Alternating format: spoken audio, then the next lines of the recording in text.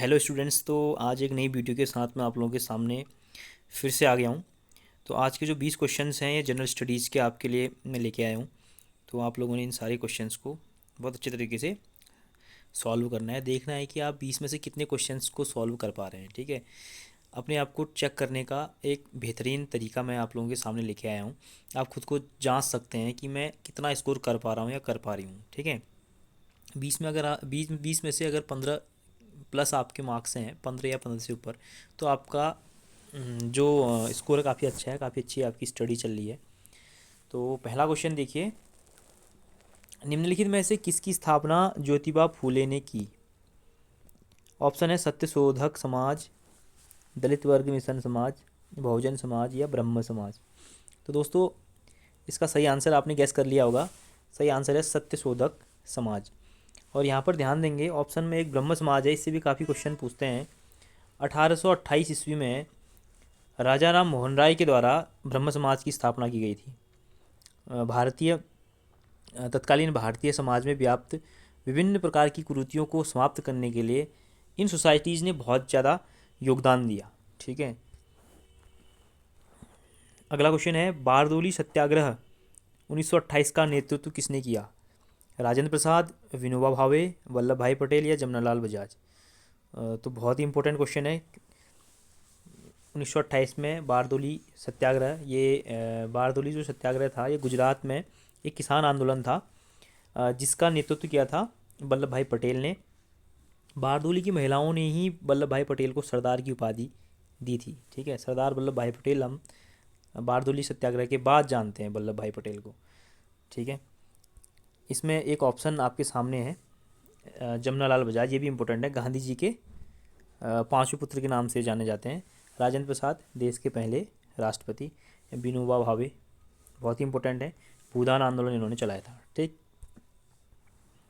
अगला प्रश्न है, गुलामगिरी पुस्तक के लेखक कौन है? अंबेडकर, ज्योतिबा फुले, महात्मा गांधी या जवाहरलाल नेहरू। तो बहुत ही इंपॉर्टेंट प्रश्न है। इसका जो आंसर है ज्योतिबा फुले है, जिन्होंने सत्यशोधक समाज की स्थापना की थी। गुलामगिरी इनकी एक प्रमुख पुस्तक है। चौथा प्रश्न है, सिखों के सैन्य संप्रदाय खालसा पंथ की स्थापना किसने की? सिखों के सैन्य संप्रदाय खालसा पंथ की स्थापना किसने की? गुरु अंगद, गुरु अमरदास, गुरु रामदास या गुरु गोविंद सिंह। तो इसका सही आंसर है दोस्तों गुरु गोविंद सिंह। सिखों के 10वें गुरु थे गुरु गोविंद सिंह। गुरु तेग बहादुर के पुत्र थे। इन्होंने खालसा पंथ नाम के सैन्य संप्रदाय की स्थापना करी। और मुगलों के जो अत्याचार उस समय हमारे देश में बढ़ गए थे, उनको कुचलने के लिए इन्होंने पूरी सिख कौम को एक सैन्य संप्रदाय में बदल दिया। उसको खालसा पंथ कहा गया। ठीक है, इसके अलावा गुरु गोविंद सिंह ने गुरु पद समाप्त करने के बाद गुरु ग्रंथ साहिब को अगला गुरु, यानी कि हमेशा के लिए उसको गुरु बना दिया। तो 10 सिख गुरु हुए हैं, उसमें से 10वें जो हैं गुरु गोविंद सिंह थे। तो यहाँ पर गुरु अंगद पहला ऑप्शन जो है, इससे एक प्रश्न आता है। इन्होंने गुरुमुखी लिपि का आविष्कार किया, जिस भाषा में वर्तमान में पंजाबी भाषा लिखी जाती है, जिस लिपि में वर्तमान में पंजाबी भाषा लिखी जाती है, उस लिपि को गुरु अंगद ने आविष्कृत किया, यानी कि उसका आविष्कार किया। ठीक है, तो ये आपके लिए बहुत इंपॉर्टेंट है। अगला प्रश्न है, भारत का पहला गवर्नर जनरल कौन था? Warren Hastings, Cornwallis, William Bentinck या लॉर्ड कैनिंग। तो दोस्तों देखिए देखिए इसको मैं ऑप्शंस के अकॉर्डिंग आपको बताता हूँ। भारत का जो अगर हम वॉरेन हेस्टिंग्स की बात करें, पहला ऑप्शन, वॉरेन हेस्टिंग्स जो थे बंगाल के पहले गवर्नर जनरल थे। ठीक है, अब एक क्वेश्चन आता है कि बंगाल का पहला गवर्नर कौन था? रॉबर्ट क्लाइव बंगाल का पहला गवर्नर था। ठीक है, फिर उसके बाद क्या हुआ? बंगाल, मद्रास और बम्बई, इन तीन प्रेसिडेंसियों का एक गवर्नर जनरल बनाया गया। वो पहला बंगाल का गवर्नर जनरल बना वॉरेन हेस्टिंग्स। ठीक है, फिर उसके बाद जब अंग्रेज़ों का शासन पूरे देश में स्थापित हो गया, तो बंगाल की जगह भारत का गवर्नर जनरल बनाना है, क्योंकि भारत में अंग्रेज़ों की कई सारी रियासतें, कई सारी कमिश्नरीज जो हैं स्थापित हो चुकी थी। कई जगहों पे उनका लगभग लगभग पूरे भारत में उन्होंने शासन कर लिया था। तो विलियम बेंटिक जो बने भारत के पहले गवर्नर जनरल बने। ठीक है, ध्यान देंगे, बंगाल का पहला गवर्नर रॉबर्ट क्लाइव, बंगाल का पहला गवर्नर जनरल वॉरेन हेस्टिंग्स, और भारत का पहला गवर्नर जनरल विलियम बेंटिक। इसी के समय में सती प्रथा, दास प्रथा, अनेक प्रकार की कुरीतियों का भी अंत हुआ। और भारत का पहला वायसराय लॉर्ड कैनिंग बना। ये 1857 के विद्रोह के बाद ब्रिटिश सरकार का प्रतिनिधि के रूप में भारत में पहला वायसराय और गवर्नर जनरल के रूप में नामित हुआ। ठीक है, तो ये आपने डिटेल में समझना है, याद करना है। निम्नलिखित में से कौन कभी भारत का राष्ट्रपति नहीं रहा? निम्नलिखित में से कौन कभी भी भारत का राष्ट्रपति नहीं रहा? Doctor Radhakrishnan, doctor Rajendra Prasad, doctor Zakir Hussain या सी राजगोपालाचारी। तो डॉक्टर राजेंद्र प्रसाद तो पहले राष्ट्रपति थे, और डॉक्टर राधाकृष्णन दूसरे राष्ट्रपति और पहले उपराष्ट्रपति थे। ठीक है, इन्हीं के जन्मदिन पर हम मनाते हैं एक दिवस, शिक्षक दिवस। ठीक है, जाकिर हुसैन ये भी भारत के एक उपराष्ट्रपति थे और राष्ट्रपति भी बने। एकमात्र यहाँ पर सी राजगोपालाचारी अभी हैं ऑप्शनों में, जो भारत के कभी भी राष्ट्रपति नहीं रहे। ये भारत के पहले गवर्नर बने, गवर्नर जनरल बने, मतलब स्वतंत्र भारत के पहले गवर्नर जनरल बने। कौन?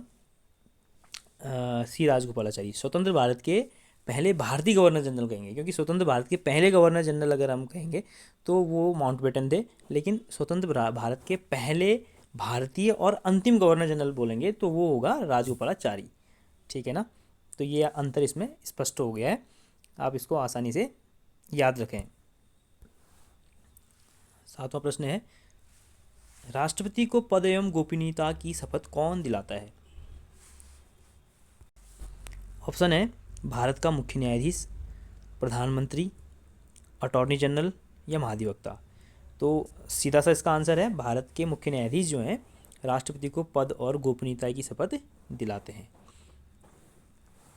8वां प्रश्न है, विश्व का सबसे ऊंचा जलप्रपात। ऑप्शन आपके सामने है, बोयोमा, स्टैनली, एंजिल या नियाग्रा। तो इसका जो सही आंसर है वो है ऑप्शन सी, नियाग्रा, जो वेनेजुएला, दक्षिण अमेरिका का एक देश है वेनेजुएला, वहाँ कैरो नदी पर स्थित है। एंजिल जलप्रपात दक्षिण अमेरिकी देश वेनेजुएला में स्थित है। किस नदी पर स्थित है? कैरो नदी पर। ठीक है। 9वां प्रश्न, कौन सा देश सर्वाधिक द्वीप समूहों से मिलकर बना है?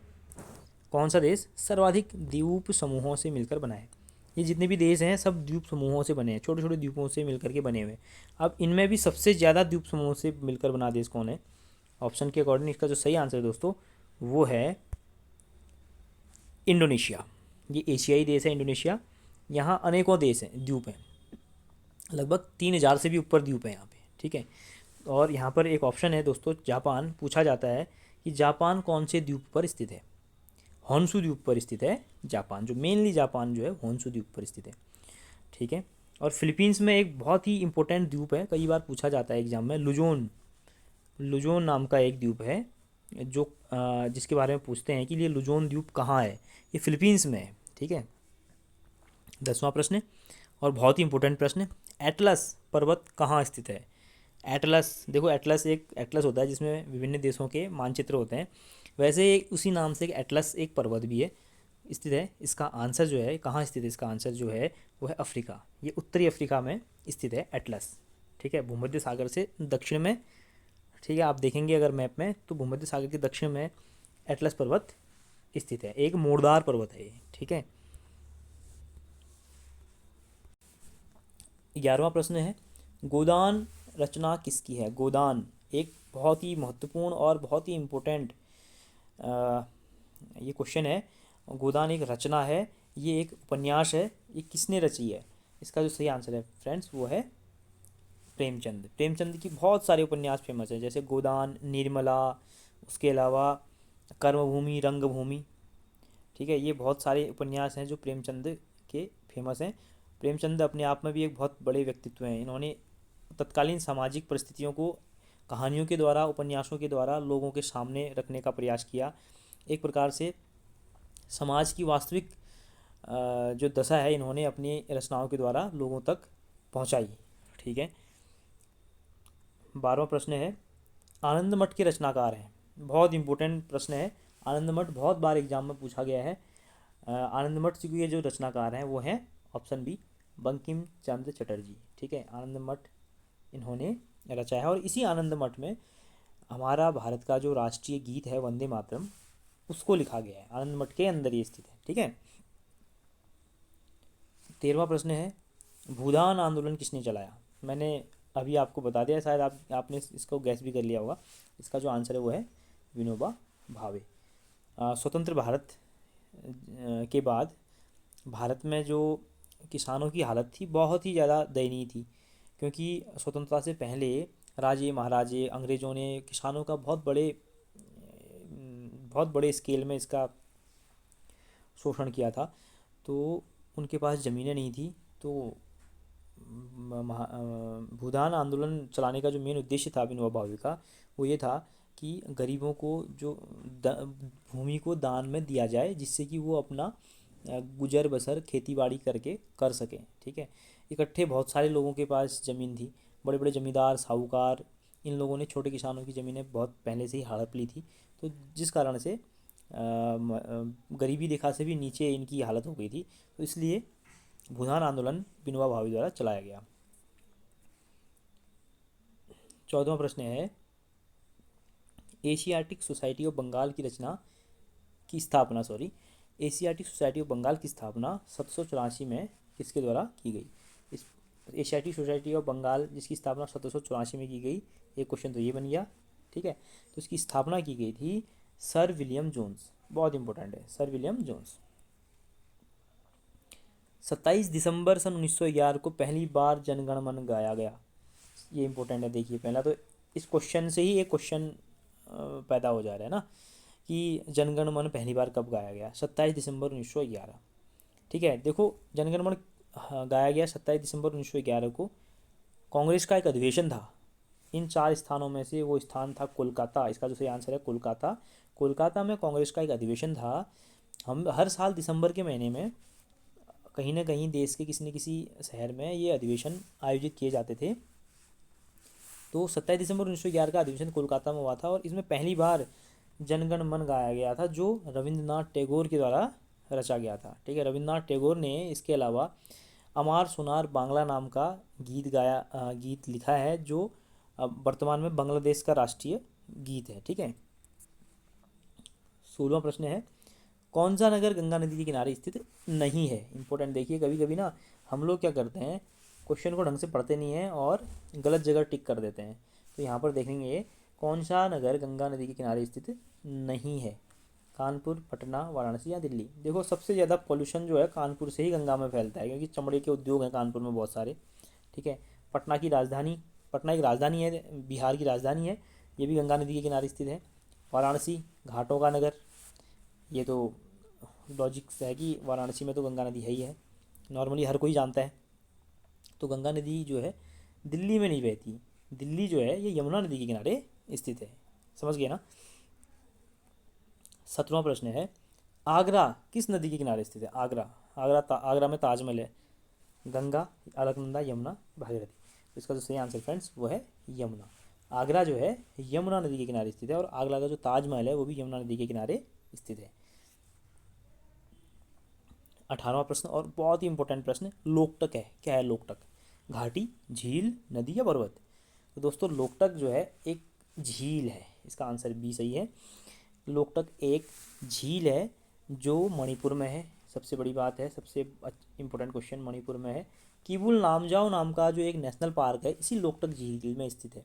तैरता हुआ राष्ट्रीय उद्यान इस किबुल लामजाओ राष्ट्रीय उद्यान को कहते हैं। ठीक है, 19वां प्रश्न है सरिस्का पक्षी विहार कहाँ स्थित है। सरिस्का पक्षी विहार कहाँ स्थित है, इसका आंसर है दोस्तों वो है राजस्थान। ठीक है, राजस्थान। 20वां और अंतिम प्रश्न आज का, नंदा देवी जैव मंडल किस राज्य में स्थित है।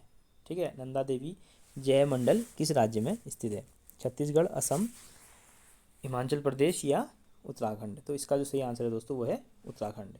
उत्तराखंड में जो है नंदा देवी जैव मंडल स्थित है। तो आज के 20 क्वेश्चनों की सीरीज यहीं पे समाप्त होती है। मिलते हैं अपने अगले वीडियो में। तो तब तक के लिए आप चैनल पर बने रहें और चैनल में जो अदर वीडियोज़ भी हैं उनको भी देखते रहें। तो आप लोग कोई भी हो, नए हो तो नए बच्चों के लिए तो बहुत ही ज़्यादा इंपॉर्टेंट ये सीरीज़ है। तो ध्यान से देखेंगे, ध्यान से नोट डाउन करेंगे और याद करेंगे, रिवीजन करेंगे बार बार। ठीक है, तब तक के लिए बाय।